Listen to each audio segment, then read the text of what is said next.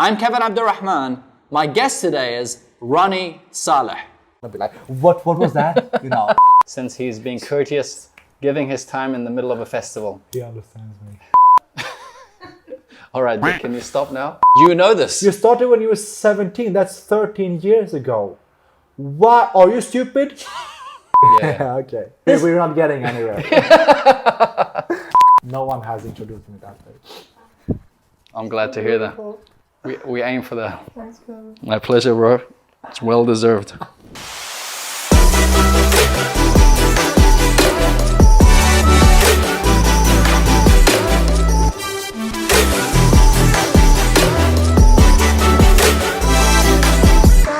If you know me, then you know that when I'm not working, I love dancing urban kiz. My guest today hails from Sweden and is a dominant force in the Kizomba world. He started as a language and speech pathologist, operating from his clinic in Stockholm. But then dancing just took over. This was something that he gravitated to as a kid, playing the guitar, playing music, jumping on stage. In his earlier years, he danced the foxtrot. But in 2013, he came across Kizomba and immediately fell in love. By 2015, he began teaching Kizomba his way. He doesn't know it yet, but early on in his career as a teacher and early on in my journey learning Kizomba, I attended a couple of his classes. I sensed the difference in him as a teacher and also as a human being. His way, his energy, his philosophy. Dancing wasn't just about moving your limbs or doing footworks or choreographies. There was more to it. Dancing was a way to unleash your creativity. It was a way to unleash your spirit. I was pretty spot on with how I felt because it wasn't only me who felt it. His message, style, and energy immediately resonated with folks from all around the world like wildfire. So much so that my guest today has become one of the most renowned Kizomba teachers around the world, delivering workshops and classes in over 50 countries, and has his calendar booked out for a year and a half in advance. As I have him for the conversation to come, we are in Budapest, and he's courteous enough to give me his time in what is a very busy festival. The chances are he hasn't had much sleep, but he's the kind of person who's willing to share his knowledge and to give value wherever he can. My guest is a dancer, teacher, singer, and songwriter, but above all, a mindful and lovely human being. I admire this man for so many reasons, one of which is a stumbling block he faced as a child and how he's managed to turn what would be a stumbling block and a limiting factor for many in their lives to today becoming his strongest, if not one of his most impressive skills. And when you find out, like me, you will be totally blown away. This is How Do They Do It? I'm Kevin Abdulrahman. My guest today is Ronie Saleh. Shut your eyes. Just be for 1 minute. I think people are scared of meditation because they are like, if I stop, I don't know what voices that will come in my head. Yes, true. So while working, doing, we forget about being. Yes, that's true, huh? Very true. And we're like, okay, I can't sit for 30 minutes, so it means I cannot meditate. But it's all about take 1 minute every now and then. Okay, you in work, okay, shut your eyes, just be for 1 minute. It's short, but it's effectful. I also thought, yeah, I need 20 minutes. And that holds us back from even trying it. Yeah. So I can tell that you haven't had sleep. It's just the nature of the business, and yet you're making time. I should have a nap now, but this is so much more worth. So I don't care. This feels valuable, And I'm sure it will be for a lot of the people who will watch the YouTube channel and the video and also listen to it on podcast. I hope so. Bro, I wanted to ask you. You started meditating at 17. Yes. How does one, tell us about that. Like, how does one start? Meditating is something that a lot of people find it difficult or challenging, or they have a perception of it. At the age of 17 is also a different bracket altogether. Yeah. So how did you find meditation at such a young age? Oh, it's an interesting story, actually. That's why we're here. But it doesn't actually start when I was 17. Okay. I think I've always been a searcher. You know, I've always thought that there is something else. You know, there must be something else. Not specifically some specific God or religion, but something more beyond our senses. You know, so I was always interested in searching for more than what I can see and smell and hear. You know. And when you search, you have this curiosity about life, about people.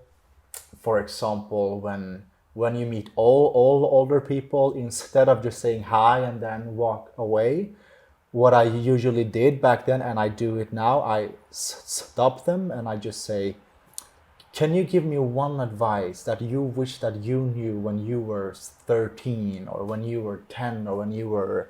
I kept asking these things. Random people. Like my mom was with me, you know, we went for shopping, and then she said, you could just go to like an old lady and ask her, why can I move my hand the way I want? If I want to move this finger, I can do it. Why is that? And they couldn't respond, but they were like, what Who is this kid? Yes, so always being curious and always wanting to learn, you know. How old were you when that first happened? I could have been 7. Interesting. Yeah. And at what age were you like reaching out to strangers and asking them for advice? 7. As well? Yeah. My mom said like we could be on a bus, and then I had a conversation with some people next to me. Okay. Then I was like, what makes a relationship last, for example? That maybe came when I was 12. Interesting. Know? But I've always been like, I don't want to waste time. People who's been here for a while, they know things, you know. So why should I do all the mistakes first? Correct, yes, when you can learn from others. Yes. Get inspired. Whether you're in Dubai for business or pleasure, the last thing you want to do is blow your budget on accommodation, which is why I recommend you check out our host venue partners, Rove Hotels. Beyond being price sensitive, what I love about Rove Hotels is the fact that they are a combination of cafe, culture, and just coolness. Even my guests, many of them, when they arrive before we record or after we finish recording the podcast, they actually comment. They go, wow, this place is cool. The vibe is amazing. And it is amazing. So if you're in Dubai for business or pleasure, I recommend you check out our host venue partners, Rove Hotels. Interesting. Yeah. And I remember what you said earlier when we weren't recording. You were saying that when you were 9, a lot of kids would go and get a Harry Potter book, or they'd get different kind of books. Yeah. You would go and get books on communication. Yeah, I would be like, how can you reach out with a message? How can you? And I think one of the reasons might have been that I've been stuttering my whole life. Mm-hmm. So I talk like this sometimes, that you will see. Especially when I get excited about something, you will see that I forget about my speech technique, which I'm using a bit now. Yes. But when I get more emotional into things, when I get stressed, it kind of becomes secondary, and then I just want to tell things. Yes. So the way I talk has come out of the need of being more fluent in my speech. Mm-hmm. So I found ways of kind of treating the stuttering. Mm-hmm. So it's not so, because to stutter also is heavily physically, and you get very exhausted when you need to press out the words. So I found ways to create more fluency, but that itself I found much later on is what politics do, motivational speakers do. So what they work on is something I worked on to get more fluency in the way I talk. It's interesting because a lot of people, if they're stuttering, this would be a challenge that holds them back. Yes. Did it hold you back earlier in your days? Oh yes, it did. It did. I chose fear, and I felt a lot of shame. Mm-hmm. When you stand in front of your class in the school age. Yeah, which can be easy. School alone is not easy. Exactly, and you're having this oral presentation. My mom says it herself. I could go for weeks before that exam, and I could be like, how will I pull this off? That anxiety, because when you want to say things and then you get this freezing, like and then you have 35 people like, what just happened? It's like, it kind of challenges your identity. Yes. You know, when you don't have a voice that you, because the mind is clear, the thoughts are clear, what I want to say, it's done in the head. And it's just reaching here. But it's just here, and the motorical nerves doesn't really collaborate with the, you know. But the fascinating thing about this is that there are so much things to go around the motorical. Now you can hear some police. Yeah. We are live in Budapest. Yes. And this is how they roll. So you might hear some cars in the background. Yeah. But it's the weekend, baby. That's how we do it. Yeah. So anyways, finding ways of kind of smoothing things out, you know. For example, I don't know if you're interested in it, but I, for example, use my lips a lot. Okay. Because when I articulate more, which I do in my classes too, Yes. it helps me motorically to reach out with the words. If I would be more stiff with the lips, I tend to get more stuck. But when I do this, and this also makes me talk slower. Yes. Because it takes longer time. So people think that things I say is very interesting when they might not be. They like, this takes so much effort. It's like, this might, he like squeezes That's out right. the words. Exactly. Yeah. Because you squeeze the word and you really give it this fullness. Yes. So it's actually rich. Yeah. And it's really interesting because I don't think a lot of people would realize in your classes. I definitely did not realize it when I took your class. Did not realize it at all.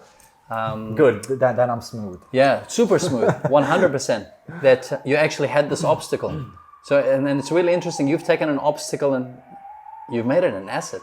It forced me to. Yeah. Because I had so much to share. I had so much to express to the world. Yes. I had so much to tell. I want to leave this planet better than it was when before I came. But when you cannot talk so well, it's like, it's a pain. Yeah. It's a pain, but it's also acceptance. Acceptance for how you're born. Yes. But being open to find ways to face your weaknesses with compassion and love, and not being your own Hitler, you know? Yes. Could you take me through this process? Because this is you know, in your case, it's stuttering, but we all have our set of challenges as individuals where we are not nice to ourselves. And this is a reality. Yeah, 100%. I've only in my 30s have realized that I have not been nice to myself. I'm nice to everyone else. Really? And I'm not nice to myself. And I've then worked on it. For example, what? Give an example. I like to be good at what I do. So if you, as my friend, are trying something, let's say bachata, you're trying bachata, and let's say it didn't go very well the first time you started, I'd be like, hey, buddy, that's a great thing that you're doing it. Well done. Good on you. Yeah. I would go and do it. I'd be like, that was shit. That's just terrible. And I'm beating myself up about it. And then after some time, I realized once again, I think I read this somewhere or someone told me, I cannot remember. And they said, you just need to be the same good friend that you are to other people, to yourself. So, you know, I'm the guru for other people. Yes. I have the answers. I see their future. It's bright and clear. And when they ask me, I'm like, oh shit, it's a mess. You know, it's a reality, right? So yeah. So can you take me through the process when you had the stuttering? You know, when you were at school, you want to speak to 35 people. Take us through that journey of that pain, the fact that it was challenging, how you were feeling. And then take us through the journey where, because there was a point in time where you said, I'm not letting this stop me. Yes. Right? So can you take us through that? It's quite interesting. He starts asking about the meditation, 17-year-old, and how life just changes, like the subject just went to, you know. And this is how life is. Yes. You need to be flexible. When you start a trip, will it ever be as you thought it will be? No. Never, yeah. Never, right? As much as we plan. Yeah, so don't be tense. Don't be scared when things are not as planned. It's part of the process. Just be like, interesting how I will react to the new situation. It tells more about me than if it would be as I planned. Because you can kind of relax in your plan. Yes. If everything is. But when you meet yourself, it's the moments when it's not as you plan. Who are you then? Yes, absolutely. Well said. Well said. But now, to your question, yes. So, the first years, I'm not so aware about, the kids are not so aware about their stuttering. Okay. But the parents are. So I think that unconsciously, I found that something is not right, because when I talk, they kind of like try to fix it and try to fill in words when I try to, something is not right, So you become more aware by the years. And then I was maybe 9 years old when I first met my first speech and language pathologist. So I really was interested in meeting this as a child, Again, as a 9-year-old. Yeah, Wow. I went to, and then I continued those meetings until I finished my graduation as a speech and language pathologist myself. So I've been going to speech and language pathologist until the age of 25, Wow. Yeah, so I've been like, it's like a psychologist, but psychologist for your speech, but the speech has a lot to do with your psychology. So it was mixed with speech fluency techniques and emotions about it. How long after you were in a shameful situation, how long after did you feel that shame? Like repeating the trauma over and over again, and how can you be friends with, if you get stuck in a situation, is that the whole world? Is that everything that you are? Who are you? And what is the stuttering in you? Yes. How much space will you give it? And so on and so on. Yeah.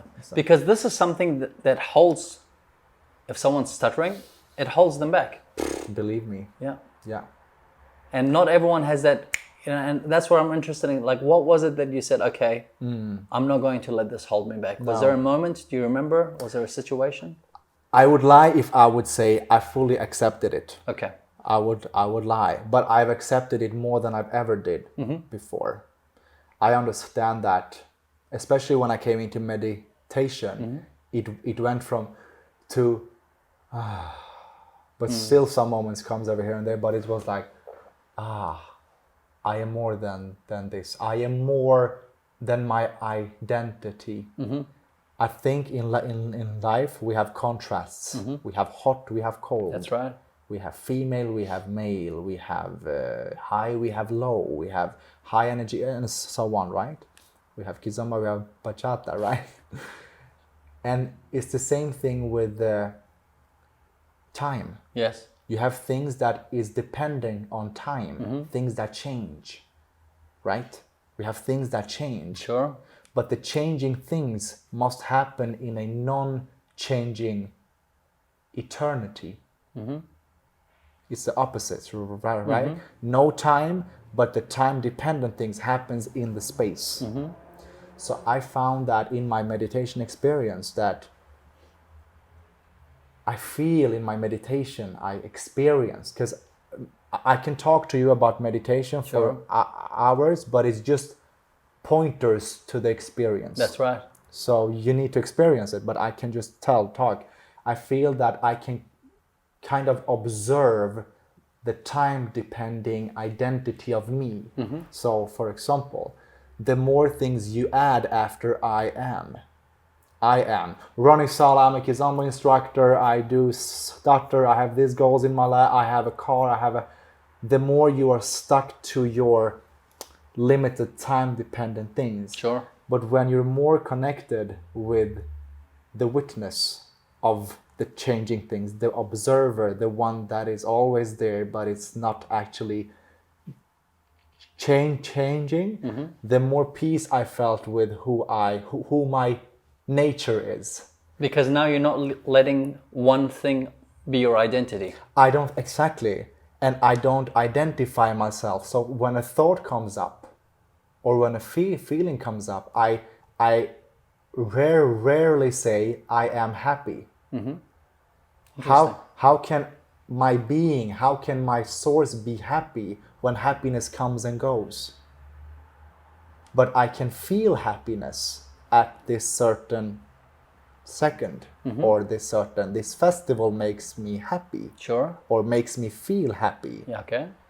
But as soon as I say I am sad, then sadness is everything that you are, right? So I try to be like, okay, I got stuck in a word, but that's not me. It's just a tool. So then I move on. So I think that nice I just become more connected with my eternity source, which is lived in a time-dependent body and identity. So it's not that I enjoy my life, but it's more like I'm not as tense anymore about my weaknesses. It's more like, I stutter, but you know what? Let's be nice to yourself. Sure. The show goes on. That's right. Understand? And so you're not attached to the good and you're not attached to the bad. No, it just is. Yes, Yeah. you observe it. So by every situation I encountered, I had a conversation with myself instead of blaming, instead of asking gods or universe or the source, why me? That's right. Why so much suffering? I turned more by every situation that came. I was like, you know what? You have a choice here: fear, distance, shame, or understanding, compassion, love. Get inspired. One of the questions that I get frequently asked is, Kev, how can I increase my motivation? We see great individuals, we see achievers, like many of the guests that I'm bringing on the show. They have the energy, they do so much, they're in a state of flow. How do they do it? Well, my team and I have released an article which I've made available on kevinabdulrahman.org/blog, the ultimate biohacking guide to increasing motivation. Or you can simply Google Kevin Increase Motivation and the article should pop up right at the top. It's absolutely free. Read it, and most important of all, take the bits and pieces that are relevant to you and apply it into your life to increase your motivation. I hope you find the article of value. If you do, feel free to leave your comments and also share it with your circle of friends. Again, you can Google it, Kevin Increase Motivation. It will be the first link that pops up, or on my website, kevinabdulrahman.org/blog. And for you to have this kind of understanding, what helped you? Like Suffering. Suffering. I think in suffering lies a lot of information. Suffering can be an spiritual awakening. Sure, yeah. People who doesn't suffer so much lives on. Yeah, you don't appreciate light if you don't experience darkness. Yes. Yeah. So I think a lot of suffering made me sensitive and made me think a lot, made me feel a lot, so... If someone is going through something like this, Yeah. or their challenge whatsoever, but they can relate to what you're saying with your challenge of stuttering, what would be some tips you'd give them to help them tackle the situation? So as I said before, when I was 19, I decided to become one myself, speech and language pathologist. So it was a 4-year university exam, like a program. I went there and I was working as one for 2.5 years as well, for someone else in the beginning, but then I opened my own stuttering clinic together with 3 others. So we were our own, but under the same roof. Sure. So I've been helping because stuttering is happening in kids, in youth, and in older people. You can get it as an adult? Yes, as well. Yeah. But mostly as kids, but then they keep having it for the rest of their lives, Sure. So we worked a lot on, speech fluency and techniques, but a lot of it is emotion, like psychological things. And I could share my stories with them. And I think that people, when they have someone they look up to, Yes. some inspiration, it's a very powerful tool. Yes. And I think my favorite clients that I like the most to help was youths and the older people, because I know how it feels to be. They came to me. They were like, I have an oral presentation in 1 week. I really needed this meeting, and it was hard for me not to get emotional. You need to be professional in your job, but I can relate with so much. So I'm like, sometimes I was like, I'll be back. I will just go and grab a water, and they're like, okay, let's work. You know what I mean? Yes. So and now when I speak about it, Yes. I feel it a bit. I can tell. Yes, 100%. So now I maybe need a water. Yeah, but. So did the meditation come as a result of you seeking, seeking solution? Yes. You're looking for, yes. So feeding that curiosity? Yeah. Let me just jump straight to it for once. Yeah. I was on my way to school, upper secondary, 17 years old. This is in Stockholm. Stockholm, Yeah. where I'm based, where I lived my whole life. We have this subway, and Yes. we have like 6 wagons. That's the older trains now. Yes.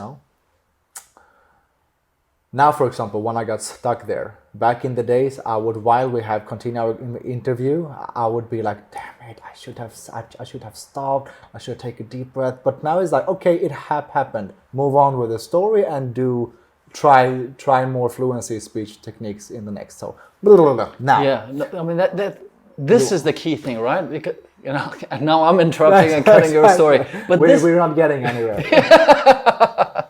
Yeah, right. But this is the thing, because we beat ourselves up, and unless it's highlighted to us, like for me, I like to think that I'm an aware person, but it took me till my 30s to realize that I'm not being nice to myself, to be aware of it. Maybe my mom would have told me, maybe my brothers were telling me, but I was not listening. There's a time when we actually listen. And so thank you for sharing it. I appreciate you being open about it, because it's not an easy thing to say that if it was me in the past, I'd be like, damn, I should have done this, I should have done that. But it's important to, we forget about where we come from.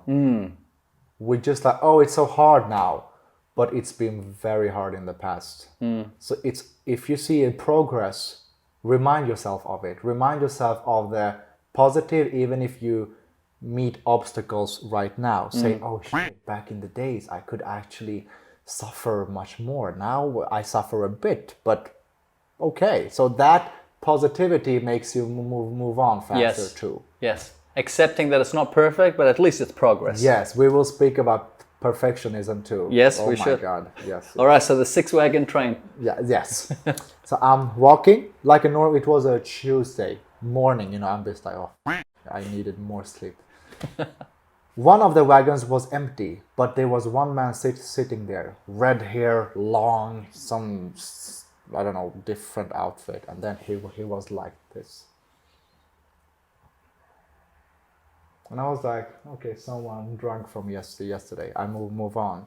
But then while I move on, I was like, wait a second. What was that? That wasn't a drunk person. That was a presence in there. It was just like, and then I moved on. But that was something. So I went back and I was like, Ronnie, you could die tomorrow. Take the chance now. Explore this. So in Sweden, no one sits next to each other if it's an empty wagon. Okay, it's like what the But I was like, I will sit in front of him. So I sat in front of him and I was just empty wagon right there. Yeah. And it's like 8 stations until I reach my school. By each station, more people comes in. They are newspaper. They are stiff in the head. They look at the boy. I can see like they look at the floor. I'm going to my work or my school, but this guy never even moved an inch. He was just like, I was like, this is like eternity in a time changing environment. You could just feel. I could feel. I was like, this is something else, And I was like, when I reached almost in the end station, I was like, I hope this guy opens his eyes so I get some info, And then he finally opened it. I was like, but then I don't want to be like, what was that? So I was like, excuse me. I sat here from the first wagon. He's like, I know. And I'm like, okay. I thought that he was in his own. No, he says, yeah. We talked a bit, and I asked him, what is this? He said, it's meditation. I'm like, what's that? I never heard it before. He says, tonight we have a class, we have a session, if you want to come. I'm like, will this guy do something bad to me? I've never met him. But the curiosity makes you still go. Yes. I was like, okay. Then I went. And then I meet like 40 people in a room doing the same thing. And I'm like, and then I tried. First you're like, why am I here? If some of my friends would see me here, I would never be accepted again. But after that session, I was like, this is something I want to investigate more. And the same weekend, like this was Tuesday, they said, we're going for a boot camp the coming weekend in Finland. I'm like, oh my God, what am I going into? But once you experience something, you're like, first session, you felt it's like my school became secondary, everything, because it felt like life finally approached me because I searched for so long, you know. So I went there and I told my mom and dad, I'm going to meet a friend in Finland. They said, which friend? I'm like, I'm going to a friend. So I went, and then I met a blind man who's still my friend now, one of my biggest inspirations. But a lot of things happened that weekend, and since then I'm stuck to meditation. Interesting. Yeah. And before we started, you said, let's do meditation. It was less than a minute. Yeah. I don't know how to describe the difference I felt. And what to me seemed like just closing your eyes and breathing in and just taking a moment. Yes. And I was under the misguided impression or perception that I need to have 20 or 30 minutes for meditation. And you said, you just need to make a minute. You don't. Yeah. And it felt different. I don't know about you guys, but it felt different here. Yeah. I feel it too. I don't know if you remembered, but before we went into this room, you felt that my voice was a bit higher. Mm-hmm. I was like, yeah, sure, let's do this. Okay, where should we have the camera? I was a bit up in the mood, but I was like, okay, I need to calm down. Mm-hmm. So when we started it after meditation, I was like, so please. Yes, you were a lot calmer. Yes, which also helps my speech fluency. Mm-hmm. So it's like a technical thing too, but it's like since it's been a long day for me, it's like letting go of what's been to be here now. Man, that's great. Appreciate that. Yeah. Okay, so if we take through this journey, you have your clinic, you're doing well. Thank you very much. You have the clinic, you're doing well as a speech pathologist. You're making a difference. And then you switch careers. Oh, yeah. Did that seem odd? Or did that seem like a natural transition for you? Absolutely not. Not natural in any sense. Where shall I begin? We'll start perhaps with the fact music has always been like in you as a child, right? Yeah. So I've composed my own songs and I play the guitar and I sing. Because when I sing, I don't stutter. There's some mechanics in the brain. The rhythm of the music kind of supports the speech, so it holds it up. Yes. It's like you don't have to, but as soon as the music, the stabilizer is gone, it's like, because when you talk, it's an empty room. But when someone is like drumming for me, I was like, okay, now I can talk. Oh my God, life is so good. And then when that's gone, I'm like, life is, I get started. No. So, did you ever watch the movie The King's Speech? Yes, I have. Yeah, I love that movie. It's good. That's fantastic. It's a lot of inside. Yes. Yeah. It's fantastic. Yeah. Because I'm a motivational speaker, but I'm also a public speaking coach. Oh, really? And so when sometimes, or back in the days where people didn't know what a public speaking coach was, I would use that movie as a reference. But like, have you seen The King's Speech? They're like, yeah. Oh, really? I'm like, I'm that old guy, just a bit younger. Yeah. Really? Okay. But I remember from that scene where he used music. Yes. He was like, sing it. Yes. And there's something about music that helps you. Of course, the thought of I can maybe sing my oral presentation in school. But it's like... Next thing I will talk about, it's just weird. So I was like, okay, that's not a solution, you know. Yes, but true. it's a nice relief, Yes. you know. So I sang, I performed in school, and most of the times when I was a kid, I won the dance competitions in school. So I've always wanted to feel confirmed. I'm good enough. I am good enough. I'm worthy of being loved. That's was why the you were core. doing the performance. It was nice as well. It was a good experience, but it was like, see me, the clown, make jokes in the class. Just I am someone, you know. So I've always been this attention seeker, which you will come into now, which I've questioned the last years in the way I teach now.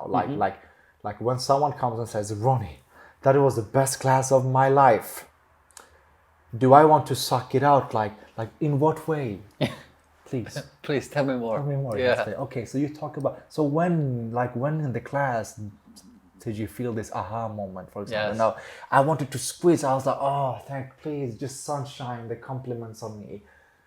But that also is like unsecure people Yes. wants to fill in a bag that has a hole in it, and it always feels empty. You're like, That's right. Never fills up. no. So you need to be careful when you get a bigger name, when you get more attention. Your ego is at bigger risk as well. Yes. So I'm like, and this is this is not like one-time work.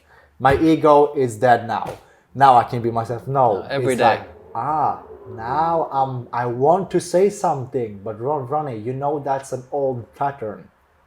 Be humble, keep yourself down. So I am my own coach. Yes. You But understand? do you have people in your life that help you stay grounded? Like, for example, in the outer world, I'm a motivational speaker.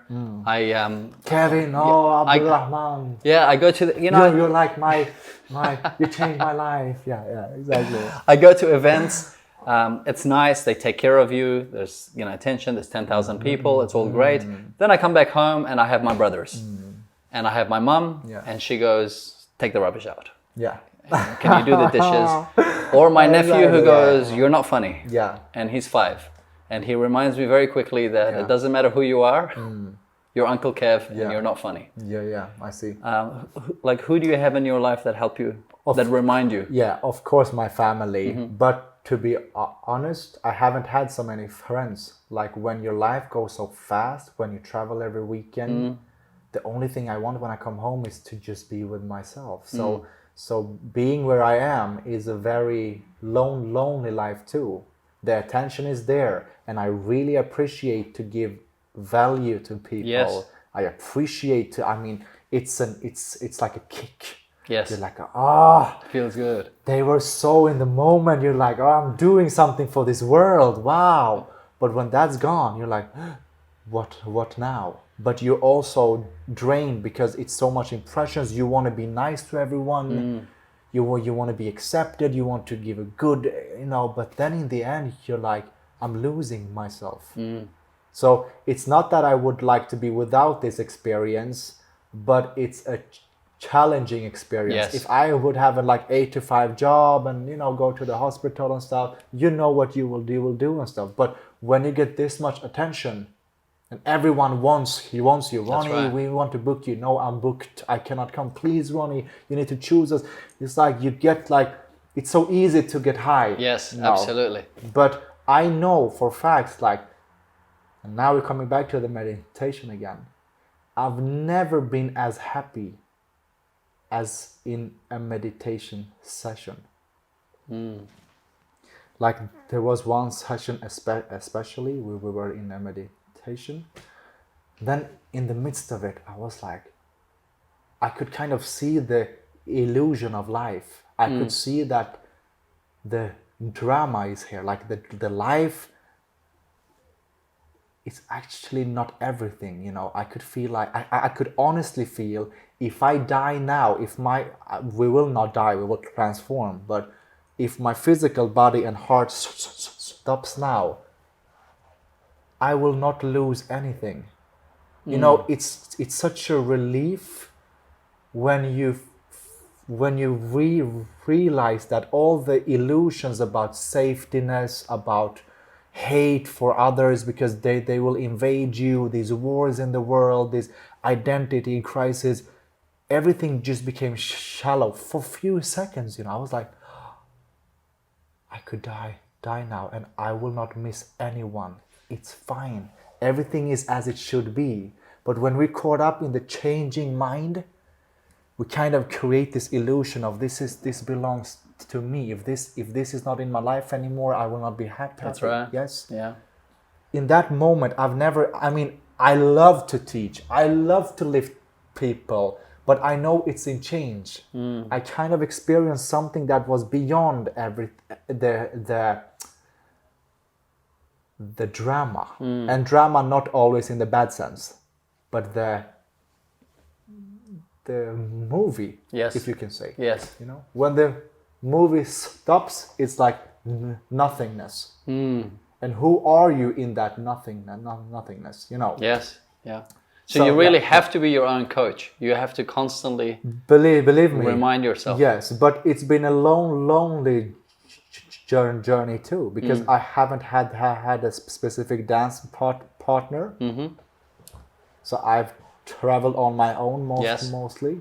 When I come to a festival, I usually choose someone that I want to teach with, and often not only one, different girls. Sure. So, but it's a lot about my own coaching for myself. Yes, your self-talk Yes. and your own Yes. working with your psychology. Yes. Okay. So we transitioned over here because we were talking about going from being a speech pathologist, having your own clinic. Oh, thank you. No worries. I'm lost in space, which is nice. Yeah, but hey, it's great. Yeah. Yeah. Because it's the reason I'm asking this question. From the outside, it looks like things are great. Things Ronnie, are yes, great. Ronnie's living a great life, and Ronnie is doing something I want to do. I too want to be an international teacher. Teacher. I too want to be an international teacher. I too want to travel the world, be able to do this. People want me. People are saying good things about me. I too want to do this. But they don't realize, I don't think a lot of people will realize that this wasn't you. This was a leap or a transition you made. You weren't always a teacher. Yeah. You were first, you had your own clinic, you were doing it, and then at some point you made a decision. And I'm curious to know, how did you arrive at that decision, and did people think you were crazy? Like, what are you doing? Or did you think you were crazy? Yes. I've been stuttering my whole life. I finally am a profession at what helped me so much when I went to someone. So when I went to this education for 4 years, my mission was to become this for the rest of my life until this heart stops. Dancing was just for fun, I danced while I was educating myself to become a speech. I danced foxtrot. That's my first couple dance. For fun, social dancing. Never ever wanting to speak in front of a big audience, because in the clinics it's a different situation one-on-one. Yes. Than when everyone's watching you, So especially with my speech. So even though I became one, it was still a frightful. And was dancing just a natural progression because you wrote music and you exactly. You performed? Yeah. I've been also, but I've never couple danced. In that sense. So that was like a next stage. Yes. But then when I moved back after my education and I started to work, I went to Fox class, Fox Weekender. And then in the class they played Kizomba, and I was like, this beat, man, why are you playing this in Foxtrot, And then they said, we get more influenced by new styles, from bachata, from Kizomba into the Foxtrot. And then they showed me Albir and Sara Lopez, of course. Yes. And then I was like, everything I've done until now has led me to this dance. This is what I will do. This was a thought that just crossed your mind. I've never tried it. I just visually, I was like, yes. Because I liked hip hop and robot stuff in the past, and then hip hop with the R&B kind of, the Get the Zouk remixes, and I was like, I'm feeling it. Foxtrot, the couple dance, you lead with the chest a lot. I was like, yes, everything I've done is until this moment, right? So things you do in life, you might not know what the stepping stones means, but everything has in the end, you will be like, The dots all connect. the suffering, all the struggle. Now I understand. Yes. Yeah. But So it that needs was that an aha. time. Yeah. Yes. So unfortunately for my clients in the clinic, I loved it. I mean, I felt I'm giving something, and I felt I came home fulfilled because I felt, wow, I'm actually changing people's lives, But in the clinics, I could sit like this, and I was like, oh, here we go again. Kizomba bit. I was. This is while you're working. I was just missing the socials. I was like, I can't sit here anymore. How long time more am I having this session with this client? I was like, this is bad signs. Yeah. Stop it. And then I'm like, and then it came to a point where I went to my colleagues and I was like, guys, I know we just opened this clinic 8 months ago. And I've been trying to do this half time, but I gotta do the dancing. I feel some spirit has awakened in me, and they were like, what are you speaking about? Dancing is not a job, it's just for fun, right?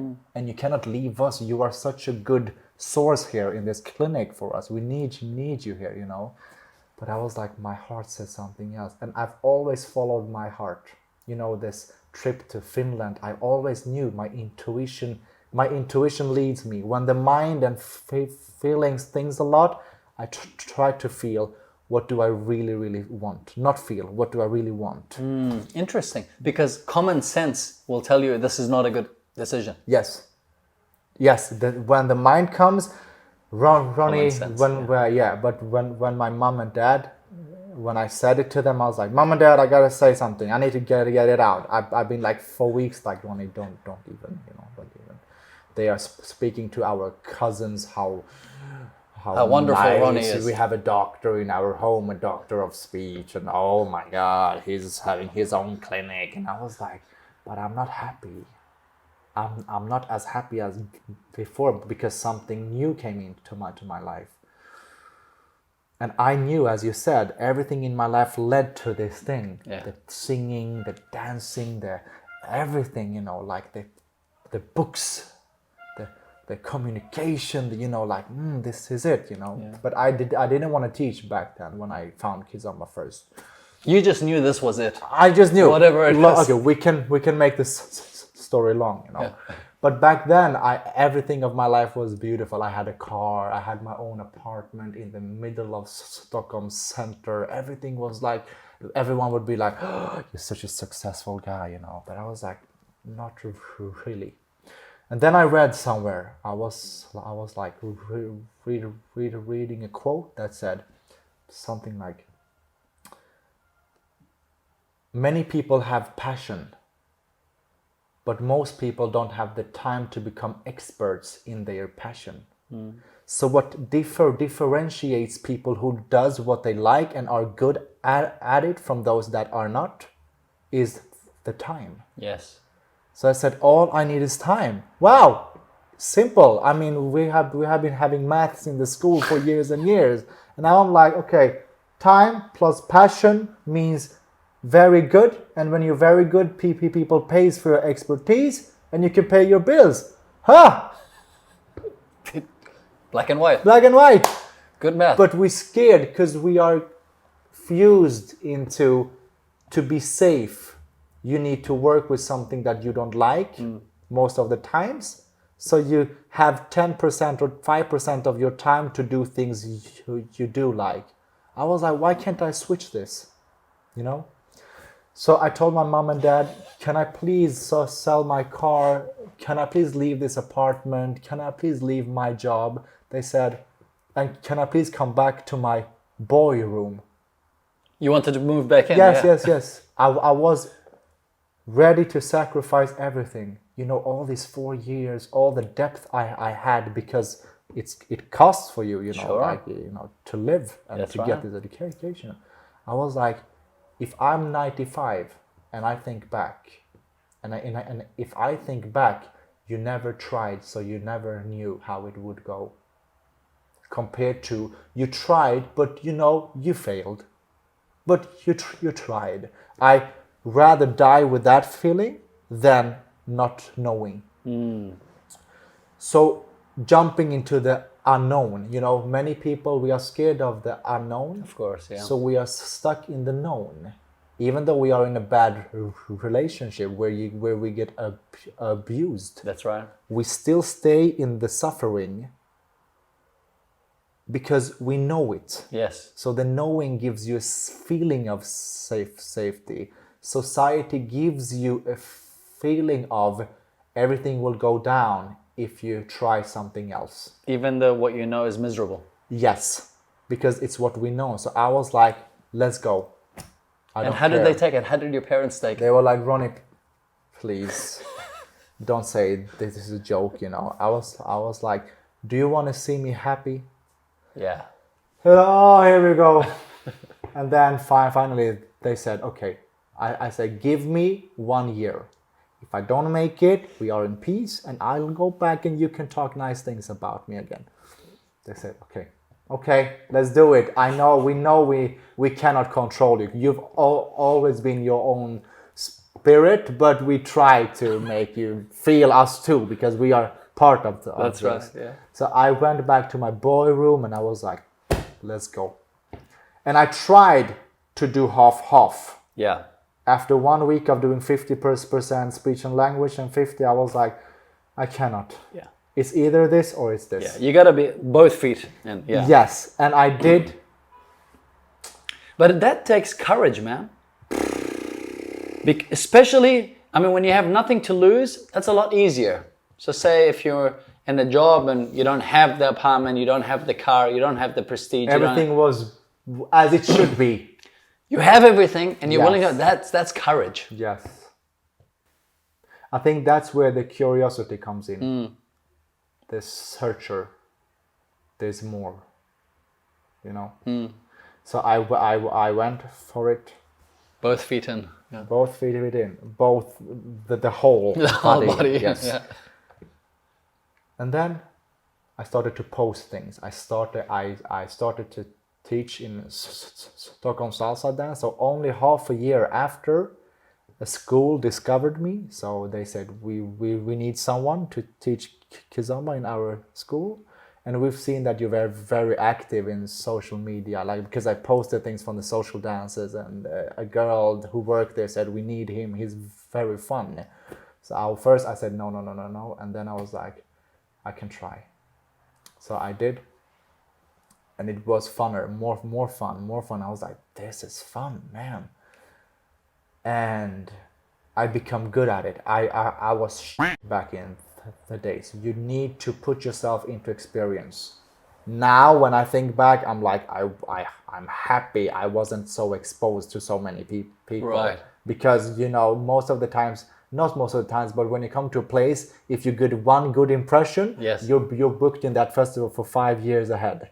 So I was like, I need to, build that up. But you learn. Yes. And then one festival led to 5 new festivals, because they were organizers in that festival. Yes. They said that we like this because you use mindfulness. You make us look into each other's eyes in the midst of the sequence of the steps or the variations of the step that you teach. You just said stop and just breathe with each other. And that was, different. Kwenda Lima did that, but not so many instructors used in the meditation part. Yes, that's true. So it was a new influence combined with my craziness and cool moves and blah blah blah. They said, I've got 2 questions. I'll ask them and then we can just go in whichever direction.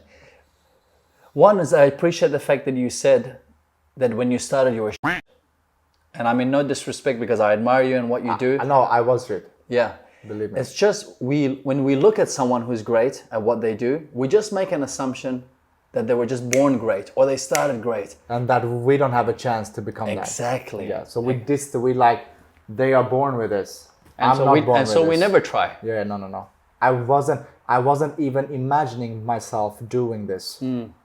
It was just this girl from this dance school who said, Ronnie, can you teach? I'm like, what? And then I was like, okay, so just I said what, not because I didn't want to, I said, what? Because it was a fear. I cannot speak, embarrass myself. You know, these old thoughts, this old Hitler about yourself. You cannot do, you cannot. And then I was like, I would lie if I would say I can, but I can try. This was your own self-talk? Yes. Okay. I would be overconfident if I say I can. I can. No, I wasn't that confident. But I can try. And I did. And when you had a second question. And I did, yeah. The second question was, how did you, because there are a lot of teachers, I've attended a lot of classes, and one of the reasons you stood out for me, and this was in your earlier days when you started teaching, because you had said you had just started, I think, teaching in the first couple of years, is that you bring in mindfulness into your teaching. Yes. Which is not common. No.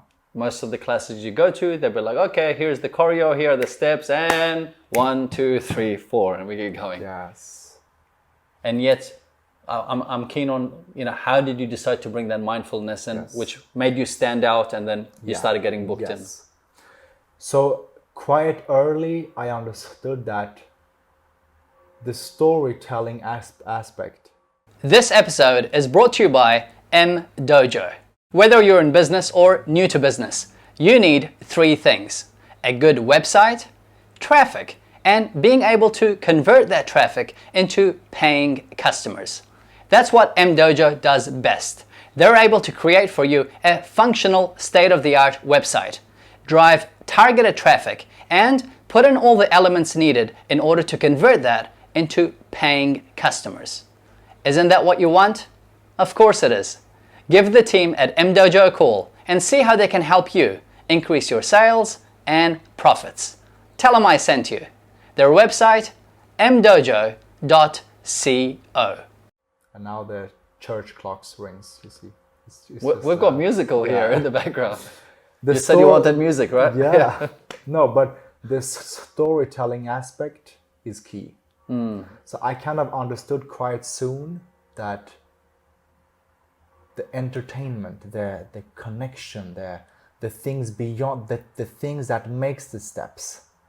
This is interesting because this applies to any leader who wants to communicate, not just at dancing, but in any aspect, at work, at a speech, working in media. How did you realize this? Was this when you attended courses or when you started teaching and leveling up the engagement? The way I speak, it's always been, I've always been aware because of my stuttering. So to improve it has always been, but when the feedback came, first I was just doing it as I do things. But then the feedback came, and the feedback gives you information, So in the beginning I was like, why was it good? What part was good? What thing? So in the beginning it's good to get information how you are perceived, So a lot of years went to, but then I came to the years where I knew what they would say, but then I still asked them because I wanted to feel good. Yeah, that's a different story. Yeah. So now when I get compliments, for example, I'm more happy that they feel good and that I give them a chance to express what they felt in the class. But I'm trying to make myself not suck that out. Yes. So it's a different mentality. Yes. But back in days, I was like, please, can you tell me why? So the more they said it, they said, the way you talk, it's like being in a life lesson. Yes. It's not a dance lesson, And that was because of the way I speak. And I think that meditation makes you more present. And when you're more present, when you're connected with your source, with your now, with your being, not with your doing, I think I help people. People are not, they don't, how can I say, they like me, but I am not giving them that experience. I am being in my own experience of presence, which helps them to connect with their presence. That's why, like big teacher says, the answer lies in your experience. I have nothing to actually give you, but I can remind you. You understand? Absolutely. So when I go into a class, I know that when I'm stressed or when we have short of time because the earlier class was late, I try my best not to rush it, because I know that the success of this class lies in the presence. Yes. So I can enhance this presence by the storytelling way I speak in. I can enhance this by making mindfulness exercises every now and then in the class to remind them that, hey, you don't have to be so tense. There's actually more. There's more, So I want them to leave the class with emotions. I want them to feel with an experience, because that they will never forget. That's right. Steps they can look at the YouTube clip the next day. That's and right. Then I try to focus on the non-replaceable things. Yes, the experience, because The you experience. cannot see in a video. No. If you want to feel the experience of a class with Ronie Saleh, Or you with have a to. motivational Yes. speaking session with you, is how you made them feel. People comes now, they say like, 5 years ago I was in your class and I still remember how we felt. Absolutely. And I forgot about that class. Yes. But the impression. So what I want to say with this is that the success lies within understanding that don't put your dance motivations on them. Many teachers get irritated when the students don't understand what you mean. They get irritated when they, I see it more like a lab. Like make them like kids. We are born creative. That's right. But society makes us stiff and question our creativity. That's right. And I'm bringing out their kid. So that's why they feel so free. That's where my brand comes from. That's right. Unleash your spirit. It's like, be the one you are born to be, and try to like break loose, unleash, be the one you are, but that your mind is restricting you from becoming, what Yes. I mean?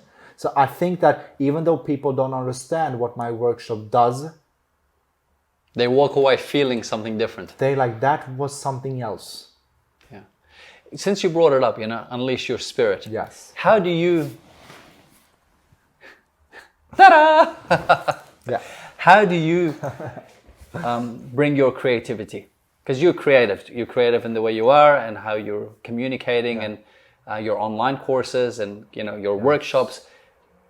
How do you feel that, how do you juice yourself up? Do you have a certain routine or a habit or things that... Be brave. Expect that it's not going to be as you planned. Expect mistakes. If you think it will be a nice way, forget it.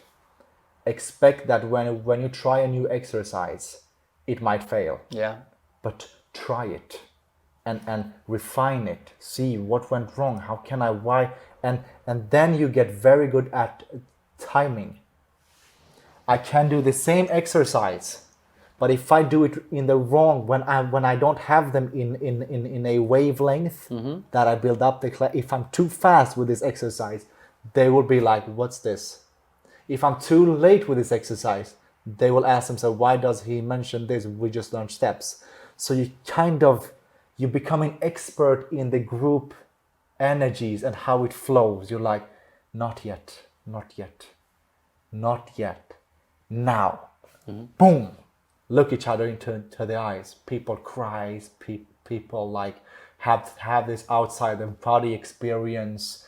They come and they cry. Many people cry in like when I hug them after the class. When they come and say thanks, they shake. And this is not common. When you No. go to Kizomba classes, I've been to many Yes, classes yes. for over a year and a half. Yes. I've never had a crying experience. okay, Yeah. yeah. But this is like, I think, one person at least every second class. Yeah. It's because At you're least. doing it. Yeah, it's different. It's not that I'm doing it. It's like, okay, this is a bit philosophical, Sure. but it goes back to who I am. Who am I and why am I here? Those are the big, like, who am I and why am I here? If we take away our job and our duties, our families, our relationships, our life, who am I and why am I here? Okay, good. And I think that I just remind them over and over again. There's more, I lost your question. I was about yes. No. When you understand that you are not your identity, you're time dependent, you kind of get into this deeper knowledge of, I am not actually doing anything. I'm a channel for life. Yes. Life works through me. If I think that this small identity is doing a change, I'm not. It's just that my mind and my thoughts blocks life from working through me. It blocks the process. So when I meditate, I decrease the influence the thoughts and feelings has on me. And then it opens up a channel for life to work through me. And that is also very relieving, because then you understand, it's not me with so much responsibility. Let go. Have a plan, but be flexible. It's not all on you. You know what I mean? Like yesterday I was the MC of the shows. And then I was like, okay, this has to be good. And then I was like, wait a second. What has to be good? You only need to allow space for life to work through. And in that moment, you will know what to say. Because many instructors, when they come to instructor courses with me, they say, how will we respond if the student comes with the question we don't know answers on? And many instructors get into this distance mode. So when a student challenges them, they make fun of them. Or they like minimize it, not because they experience it as a bad question, but it challenges their role, their identity, that everyone looks up to them. For me, it's more like I trust more and more that I don't plan so much. I just know that in that moment, if I allow life to process, the answer will come, because it's not my mind, that the amazing experience is not my thoughts that created that. It's something else. And I think that something else is what I've learned during the years to connect with. Yes. I'm not there all the time. Believe me, after some classes, even now, I'm just like, I wasn't in the mood and I didn't create that magical class. But I'm nice to myself. I try not to compare, because you get this hype. Everyone's like, Ronnie's classes are spiritual. But if I try to live up to something like that, I compare again. Yes. And now you're even comparing to yourself. Again. Yeah. You know what I mean? So now I'm more like, I'm there to give a good dance class. And then I'm like, the rest will fall out as a painting. Because the group might not be the same as the other group. The questions might not be the same. So I try to see a class like a painting that is not like the previous ones. Sure. But if I try to bring a previous one and I try to paint it the same way, it's a lot of pressure. I will be sad, because you can never paint it again the same way. Yeah.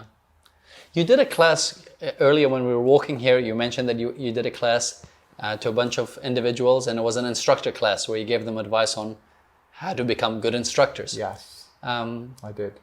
What would be that advice if you had to pick one point that you would say is a highlight? Not giving the whole class, because that was a couple of hours. 75-minute long class. Yes. Yeah. And you said most of that class wasn't doing moves. No. You had a conversation with them. Yes. What would you say is the main tip to be a good communicator, or as an instructor if you're a leader, not necessarily in dancing, because we could be leaders at home. It could be for our sports team, it could be at work, in any context. Yeah. What would that tip be? Well, first of all, many instructors, 9 out of 10, they teach without a microphone. I have a good voice, everyone hears me. I don't need a microphone. Ego, but unawareness of the effect of the speech. I'm an expert in this, so I understand Yes. how it impacts people, but many instructors don't. Get inspired.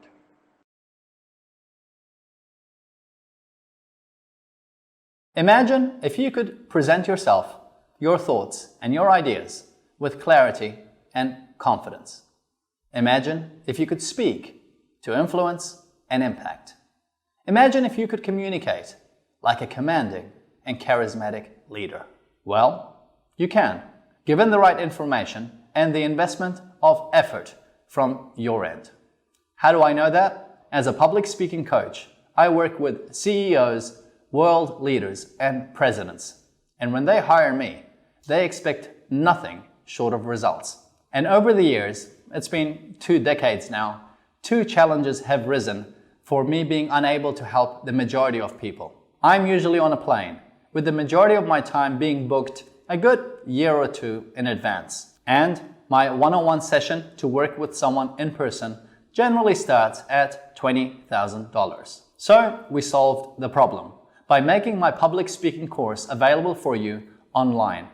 Everything that I teach my clients when I'm working one-on-one, thoughts, tips, strategies, how to do things, all on video, all sequenced in the right order for you to be able to watch, rewatch, practice, and refine your presentation, your speaking, and your overall communication skills. And guess what? You will get results. Now, you can have this course not for the $20,000 that my clients pay me when we work one-on-one. You can have it for $997.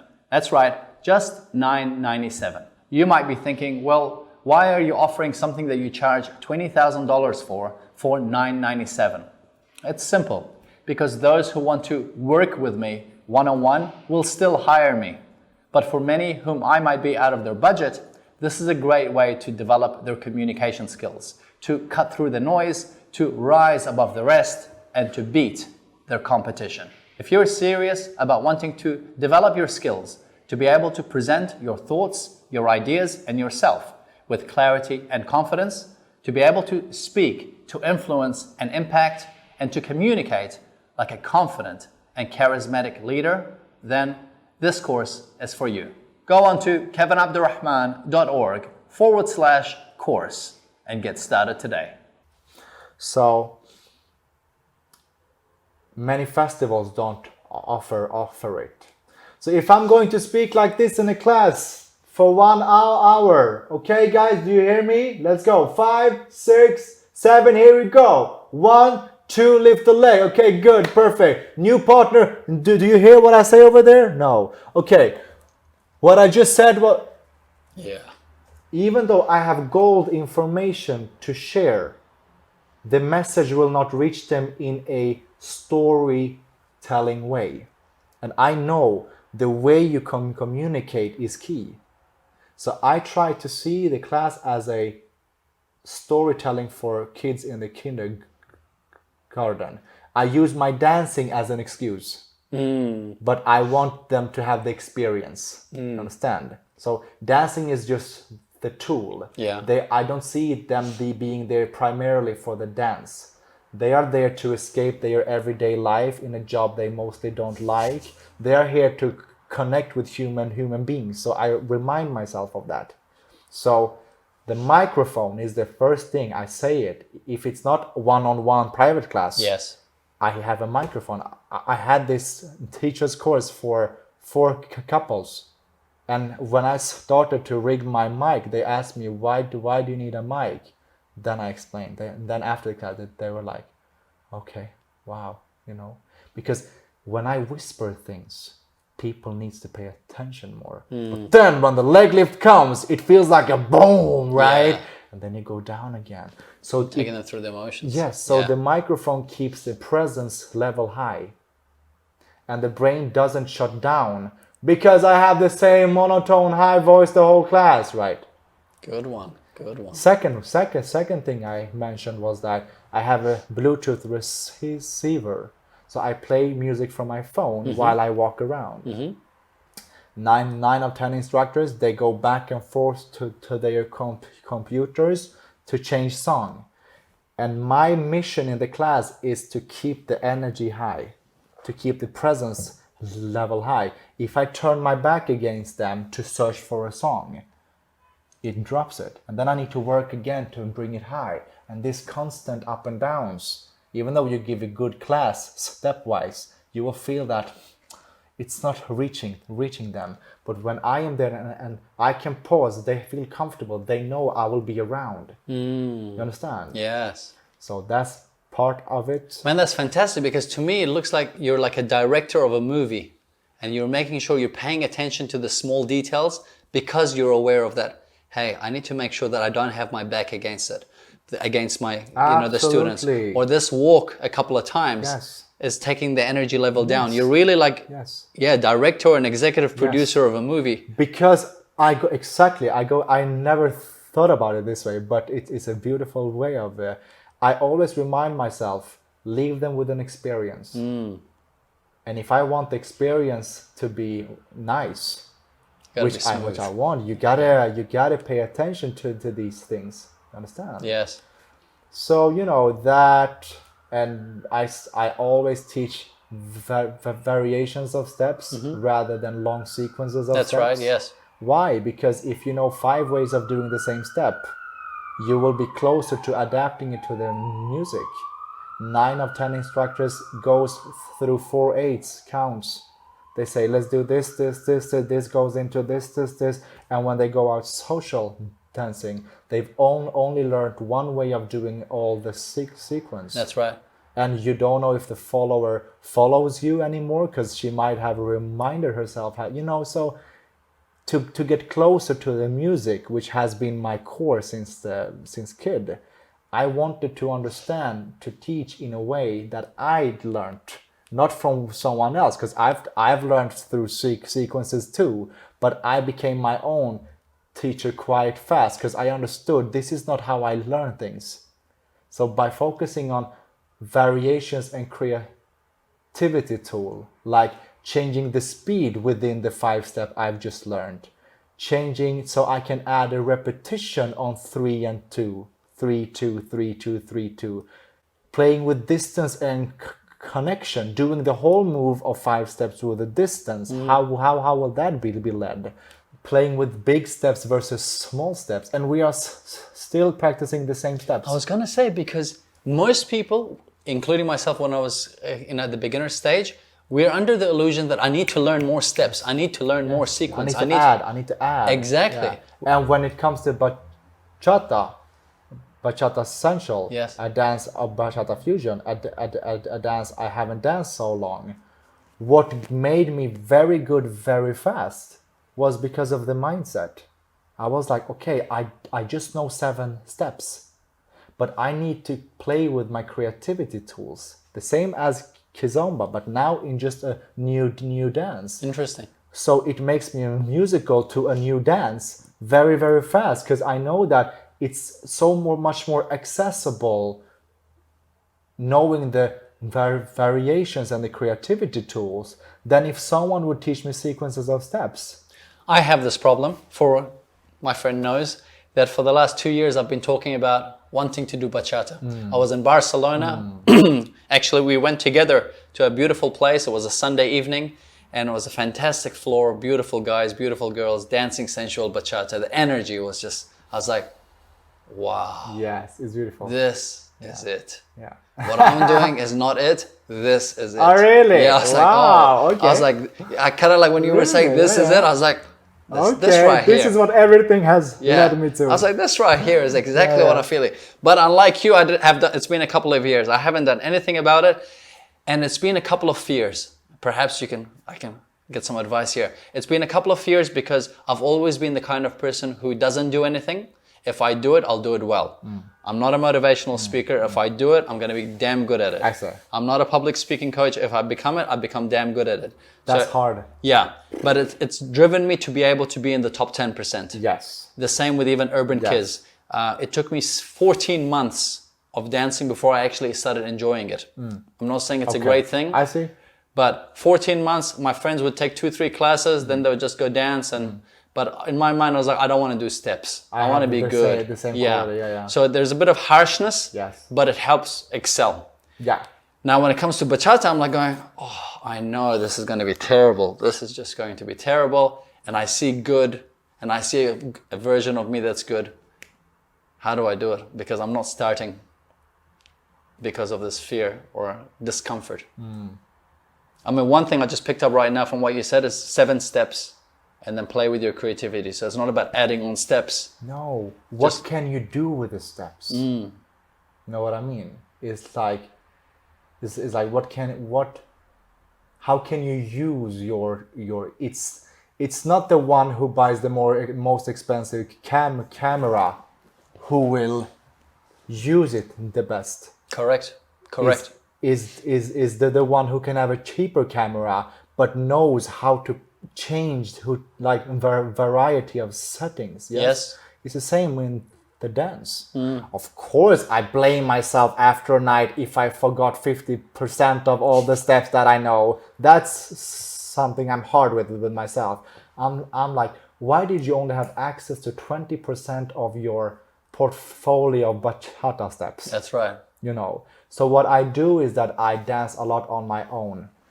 I was going to ask you this because when I was doing my research, I realized that you say that when you dance, most people, we assume when we're dancing a couple dance, we need someone else. We need someone else. So my hours of dancing, for example, if I'm doing a festival, is 40 hours this weekend because I get to do 4 days of 10 hours nonstop.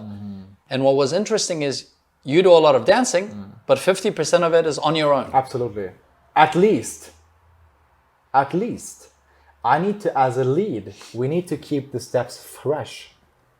It's a out of date, not out of date. It's like something in your fridge. Yes. It won't be fresh. No. Yeah. So to keep my steps fresh, as a lead, it's not followers can do the same, of course, with their movements and stuff. But we choose which steps we will use. So I just go through all the steps. Which steps do I know? And then when I do, I'm like, oh yeah, what happened? So I'm visualizing me dancing with someone. Then I'm going through the steps. So before I go out social dancing, most of the times I just go through the steps for 5-10 minutes. And I know if I done that before a social dance, my social dance becomes so much better because it's there. But if I just go, then I go home more disappointed. Not because of only the amount of steps, but when I learn a new dance, I want to use the steps. Yes. But when you've danced for long, now I don't use all of my Kizomba steps. Sure. Because it's a lot. Yes. But in a new dance especially, it's Yes. like you want to have access to what you just learned. That's right, absolutely. So just go through it. And you mentioned something which is interesting because I know you do it, is visualization. Oh, yes. Take us through the stories because I've done some bit of research and we talk about me. About you, okay, yes. Yeah. We talk about visualization. It's something that's very popular now, just like meditation or mindfulness. People talk about it. But there's a difference between talking about mindfulness, meditation, and visualization and actually doing it, understanding how powerful it is.